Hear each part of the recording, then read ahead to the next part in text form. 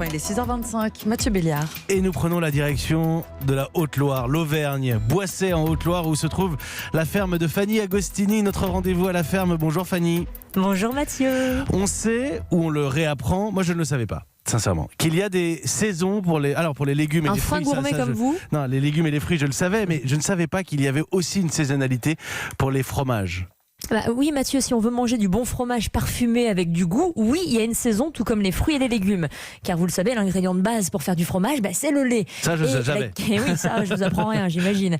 Et la qualité du fromage issu de la transformation du lait dépend du cycle de lactation de l'animal qui doit être respecté et surtout de son alimentation.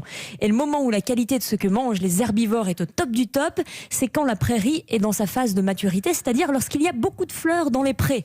Retenez donc que lorsque la diversité florale explose dans les champs, c'est aussi les goûts qui explosent en bouche. Et là, je peux vous dire, Mathieu, que quand vous prenez une tranche de fromage salaire sur un bon pain de seigle, là, on foule du palais quelque chose qui se rapproche du paradis. Le salaire, c'est justement un bon exemple. Ah, c'est même l'un des meilleurs exemples. Le salaire, c'est un fromage. Ouais, je suis un peu chauvine. C'est un fromage exigeant, ouais. mais parce que la maman vache, elle est exigeante aussi. Elle a la particularité, la maman salaire, de donner son lait seulement en présence de son veau. Et le fromage salaire AOP ne peut être fabriqué qu'entre avril et novembre, au moment où les vaches sont à l'estive, c'est-à-dire au moment où elles sont dans les montagnes et elles mangent des fleurs à foison. Ainsi, on sait que certaines AOP restreignent les périodes de production de fromage.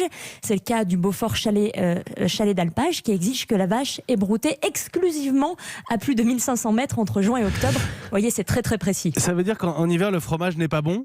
Oh Mathieu, ça serait quand même très très triste. Il y a une astuce, la plus grande invention selon moi, après celle de la roue et de l'imprimerie, c'est l'affinage qui vient au secours de tous ceux qui ont le fromage comme religion, comme moi, et qui en mangent toute l'année.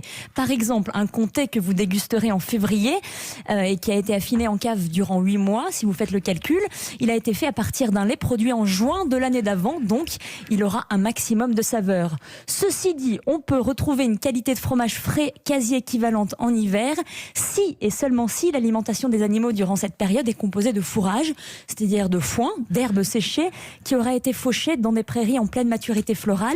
Et là, on retrouve un lait très riche en saveurs, quelle que soit la période de l'année. Bon, alors si je vous suis bien, pour manger du bon fromage, il faut être regardant sur les périodes d'affinage, sur l'alimentation des troupeaux. C'est pas écrit sur ma boîte de vache qui rit, ça, Fanny Agostini.